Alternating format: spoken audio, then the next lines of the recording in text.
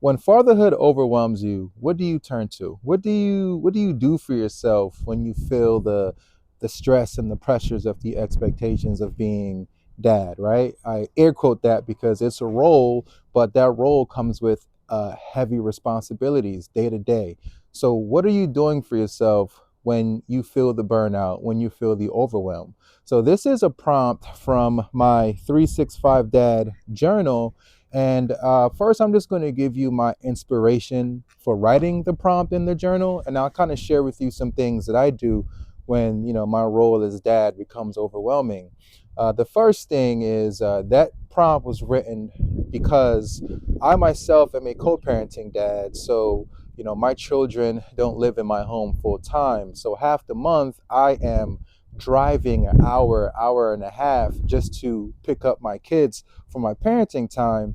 And it could feel really chaotic, right? And even if you are someone who you're in a more traditional family setting, it can still be chaotic. But for me, I have to worry about driving an hour and a half to basketball games and practices, and an hour and a half to parent teacher conferences, and I'm also a very present dad. So it's not like I just have my children once in a while, right? I have them quite a bit. So for me, that's a lot of pressure, a lot of chaos in my world. Also, I'm dealing with two different women who I'm co-parenting with, right? My son is 13, my daughter is 3. And although we want to keep the main thing, which is having our children's best interest at heart, it's very easy to think about yourself when it comes to these co-parenting dynamics. I'm trying to be the best co-parenting dad I could be. They're trying to be the best co-parenting mom that they can be, and sometimes we tend to unintentionally, but you know unconsciously, put our needs first. So these are things that could help with the overwhelm, as far as a feeling of overwhelmed. So, what do you do for yourself? So, before I get into what I do, I just want you to know that anything I say in this video, should be viewed as a perspective, because we're all go through the same things, but we're walking unique journeys. So anything that I say, just look at it as a perspective. The best thing I ever heard about when it comes to retaining information from someone else's perspective is from the law of one. And they always say, basically, take what you resonate with and don't pay attention to what you don't. So basically, like, when I say something, if you're like, nah, not doing that, that's fine. Overlook it. But whatever does resonate with you, let that be what you kind of take, on this journey of embodiment.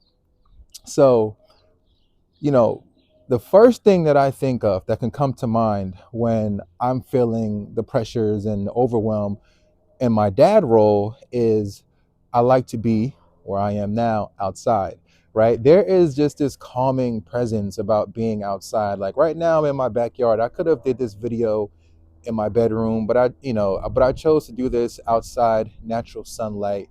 And you can also go in nature. That's something else that I do a lot when I'm feeling kind of overworked. I go hiking. Sometimes I'm not even hiking. I'll just sit on the trail and I'll listen to the animals communicate. I will just look at the waterfall. So I'm someone who is heavy into nature. And the reason for that being is I have realized in my life, whenever I get away and I'm in the stillness of nature, I just think of new things. I think of new ways to approach adversity. I think of new ways to approach communication lapses. And I'm just a lot more creative when I'm outside. So that's something that you can do. Another thing that I do, which is, I think, a, probably the biggest thing, is I'm not afraid to, and a lot of men are afraid to do this. And I was a man that was afraid to do this, but now I'm not afraid to be vulnerable. You know what I mean? I'm not afraid to, when I say being vulnerable, I mean communicating how I feel, not just to my friends, but also to my children, right? So obviously, if you have a child or children that are age appropriate, this is something that you should be doing. My son is 13 and I joke around a lot, and I'm like, this man knows everything about me, and at first that could be looked at as shouldn't be doing that. but it has helped our bond tremendously. So when I'm feeling stressed out, when I'm feeling overwhelmed, I tell him, right? I'm like, hey, Caleb, this is what I got going on right now in my life. And this is what I got going on, personally, family dynamic. And I just need you to give me some grace as I navigate this. And that has helped us a lot. I'll give you, this is a more easier example, but sometimes, like, he has a game that's an hour and a half away, and sometimes they start as early as 8 o'clock, right? And my daughter, she's 3, and she loves going to his basketball games. So there are some mornings where I have to not only get the 3-year-old ready, but my son's 13 and he likes to do his own thing, so I have to get him ready as well. And the dynamics of getting them ready are clearly different because they're different. They're a huge age gap. And there are some times when we're like running behind almost, and I'm in the car and I'm rushing and I'm trying to get where I need to be. And as soon as I like turn the car on, as I'm still visibly flustered, he'll always ask me like, "Hey, Dad, can you turn on your Bluetooth, your hotspot for me? Or Dad, can you turn on this for me?" And I'm like, "Yo, dude, like I have a lot going on. Like, can you give me a second?" And by me expressing that to him, I have realized whenever we're in that situation now, he actually puts my feelings on the forefront. So what he'll say is, and he won't use words like, decompress, but he'll say things like, he'll be like, "Hey, Dad, when you are at ease, right? When you feel like you have some time, can you do this? Can you do that?"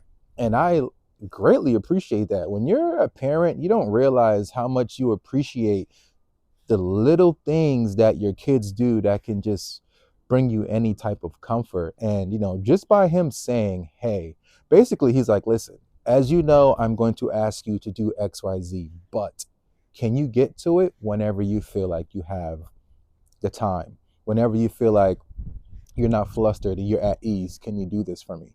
And I greatly appreciate that. Something else that I think is huge is being able to communicate with, a community of dads, right? People who know exactly what you're going through, but can offer you a fresh perspective.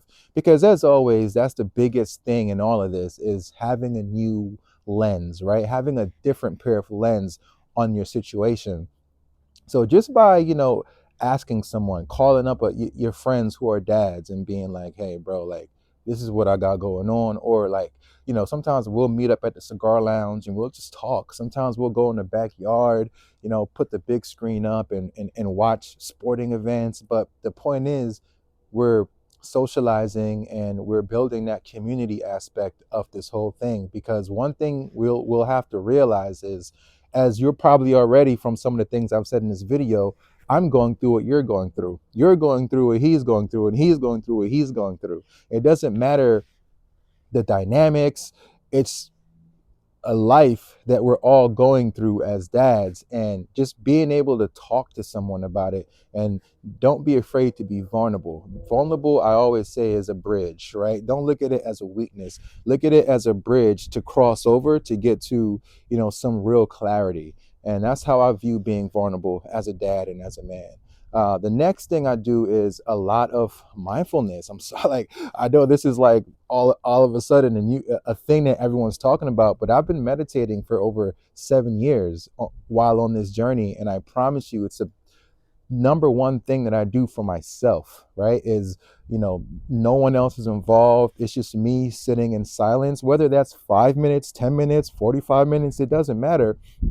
Whenever you feel overwhelmed, try to take the time to give yourself a moment and breathe, and you'll realize, wow, there's so much clarity in seeing things for how they truly are. There's so much clarity in taking the time to regulate your nervous system.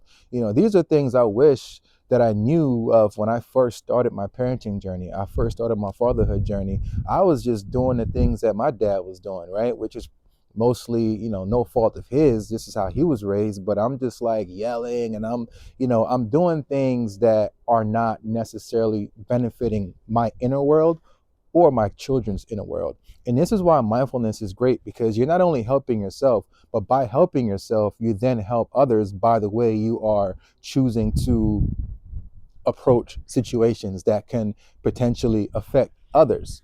Another thing is journaling. And I don't just say that because I have a journal. I say that because it's also something that has given me just a ton and ton and ton of emotional clarity. Sometimes I always say whatever we're going through is layered. And so it's very easy of us as humans to think like this: here's X problem, this is why this problem is happening. And then we just latch on to whatever we say first. And truthfully, what journaling can do for you is it peels back the layers of the onion, right? There's always a reason for the reason for the reason for the reason. And that's what journaling has done for me over, this time. It has helped me always come back to, well, why is this happening? Okay, why is that happening? And when I journal, I always get to the real source of it all. And it's important that when you get to the real source of it all, you just don't like harp on it. Oh my gosh, this is why I'm feeling this way. This is why I feel undervalued in my role. This is why I'm so stressed out. I'm so burnt out. Do something about it. Right now, that's not what this video is about, as far as like, but what I'm saying is, once you have identified, once you have done all the inner work to self-reflect, and you are now aware of where the suffering is coming from, do the next step now to change behavior, to find out ways that you can positively cope. So journaling, being mindful, not being afraid to be vulnerable, whether that be with your children if they're age appropriate, or if you have a spouse, with your spouse, and also with a community, like a community of dads that can really support you. So another thing to think about when it comes to this is,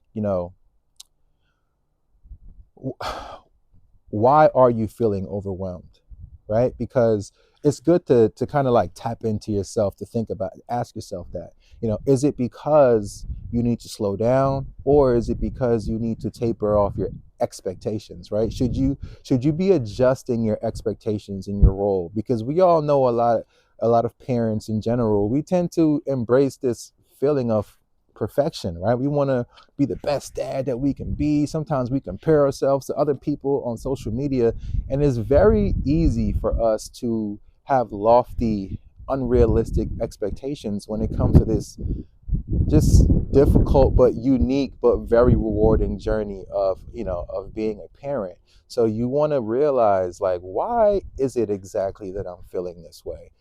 Check in with yourself. Another thing is, do things that feel very authentic to you. Do things that make you energized. Do things that, I would say, things that fill your cup. So, and only you know what that is for you. I gave you some things that I do. I also forgot to mention the gym. You know what I mean? I go to the gym, but once again, don't just lift to forget. Lift to positively cope, but then take the next steps. Don't just use the gym as an escape method and just suppress what you're feeling. Yeah, so those are things that I do. And as always, like I said, just tap in to yourself, right? Tap into yourself and ask yourself, okay, I'm feeling like I'm overwhelmed right now. Why is this happening? I think that's the number one thing you can do initially. And once you realize why, all right, then now let's get it, right? It's time to actually put a plan in place to help me on my day-to-day journey. So yeah, those are things that I do to help me when I'm feeling overwhelmed in my role as dad. And I think, you know, also try something that gives you some creative expression, right? Some ways to express yourself. I write music. Sometimes I'm writing poetry, or I'm just free writing.